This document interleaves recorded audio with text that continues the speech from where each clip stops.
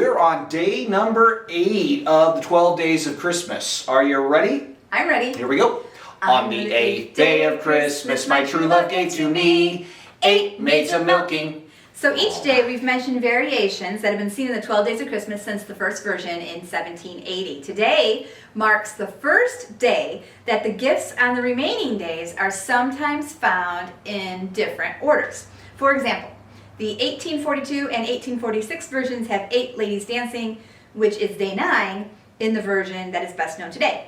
Other variations include hares, as in rabbits. Not hair, yes, that you don't have a lot of, are running in 1867 and 1882. Hounds, like dog. the hound dog, hounds are running in 1900. And just like our family, boys are singing in 1905. That'd be a neat one, wouldn't it? Okay. Boys are singing, if you can call it singing. Okay. So what are some of the uses of the word maid, that's M-A-I-D, that we might be familiar with? And I was thinking about, how about some fill in the blank? All right. I'll read it and you kind of fill the blank. Okay, I'm going to try my best. Okay, first one. I'm not going to look at the answers. At a wedding, the unmarried lady who stands closest to the bride is called the... Bridesmaid. There you go. Maid of honor. There's 2. Both ways. Bridesmaids Both ways. are all of them. The Oh, maid that's of honor is the one right. that's I kind of closest. did. Okay, the closest is the maid of honor, and the rest are bridesmaids. Yeah. So it works both. But okay, good. Okay, second one: the woman who, for whatever reason, remains unmarried, and it's also the name of a card game. This is really mean to say. Sorry to all you single women out there. Old maid. And some ladies, like that. It's just You like being called old maids? No, it's not. Okay, next go to the. Okay, number 3, the lady. The name of that lady under the direction of the police or traffic department responsible for writing tickets for parking violations. Okay, I've never gotten one of these, but I think it's a meter maid. Yeah, that's the person who goes and looks around and writes it down. Okay, Right. all right. How about this one? That creature that's half fish and half human? Yes, a mermaid. A mermaid, yes. Okay, and one more. The English nursery rhyme goes like this. Mary, Mary, quite contrary, how does your garden grow with silver bells and cockle shells and... Some pretty maids all in a row. There you go. Pretty maids all in a row. You are really good at nursery rhymes. Ooh, yes. I'm impressed. Yeah. So yeah, do we find the word maid in the Bible? Absolutely, in we Scripture? do. Yes. But again, like yesterday, it depends on the translation that you are using. Like yesterday, we'll refer to the KJV, the King James Version. In different places within the Bible, we see a maid listed also with a bride-to-be. Right. The maid served as a helper. For example, when Jacob acquired Laban's daughters as his wives, Laban gave his daughters, Leah and Rachel, maids. Genesis 29:24 says, and Laban gave unto his daughter Leah Zilpah, his maid, for a handmaid.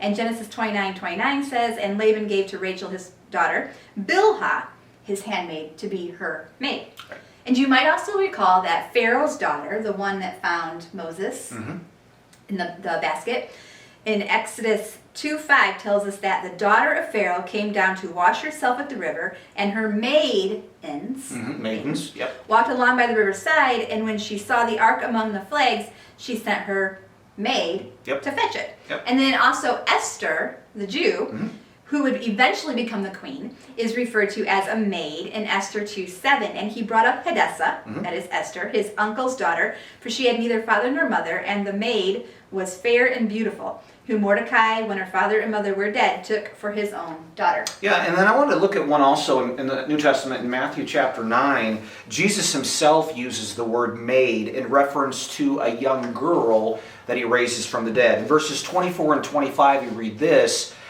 Jesus said unto them, give place, for the maid is not dead, but sleepeth. And they laughed him to scorn. But when the people were put forth, he went in, and he took her by the hand, and the maid arose. Now, we have just had a handful of verses from the Scriptures that contain the word maid, but none of them are the ones I'm going to use to connect to the 12 days of Christmas, all right, with the Bible's account of the birth of Christ.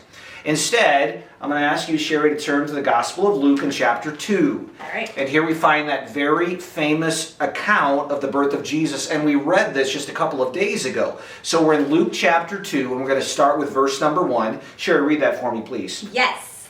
Here we go. Now in those days, a decree went out from Caesar Augustus that a census be taken of all the inhabited earth. This was the first census taken while Quirinius was governor of Syria, and everyone was on his way to register for the census, each to his own city. Joseph also went up from Galilee, from the city of Nazareth to Judea, to the city of David, which is called Bethlehem, because he was of the house and family of David, in order to register along with Mary, who was engaged to him and was with child. While they were there, the days were completed for her to give birth, and she gave birth to her firstborn son, and she wrapped him in cloths and laid him in a manger, because there was no room for them in the inn. Exactly. So today I'd like to refer to a different definition of the word maid we haven't talked about yet today. One that I think that most of us here, be familiar with. It's the lady who cleans that hotel or motel room after guests leave in the morning and before those new guests arrive in the evening. This is often a thankless job. We enter a hotel room, and we expect it to be clean. Rarely, if ever, do we enter our motel room and think, man, this place is so clean. I'm going to call the front desk right now and tell them what a great job the maid, the cleaning lady, did. I mean, it's just not how it works. Usually, if we have to call the front desk when we first arrive, it's because there's a problem with the room. Maybe the cleaning job done wasn't satisfactory. Okay? Well, Sherry, did you notice that in the passage that you just read, that after Jesus was born, he was laid in a manger because there was no room for them in the inn. Exactly. Now, back then, inns, they were more like motels than hotels, and I doubt they had any holiday inns, all right? The Bethlehem Inn. That's probably where they tried to stay. I'm sure there was a flashing light that had flashing candle. No vacancy. Yeah, that's right. But when I think about inns, I think about maids, okay? Now, I'm not certain if the cleaning ladies who came to spruce up, the rooms after guests departed, if they were there at that time, if they did that job. But if there were, I guess we could call them maids, all right? Okay. Hence our connection. All right, so Jesus was born in a manger because there was no room in the inn. And most inns that we know of today have maids, and the 8th day of Christmas is 8 maids milking. Yes. Oh, wow. Yep. Wow. Another very clear connection. Logical Conclusion to be drawn from the 12 days of Christmas. That's right. And the birth of Jesus Christ. That's right. Thank you so much for staying with us this week. Yep. And we will be back on Monday with day 9. But first, please enjoy our boys a singing and their mom and dad, your boy, on our rendition of the 8th day of Christmas. On the 8th day of Christmas, my true love gave to me 8 maids a milking. Hey, can I have some milk, please? Please. I'd like some milk. Ah, yes. 2% reduced fat milk is nothing like it. Can I have some milk? What do I look like? What do I look like? A maid? Milk. 7 swans a swimming, 6 geese a laying, 5 golden rings. I want milk. 4 calling birds, 3 French hens, 2 turtle doves.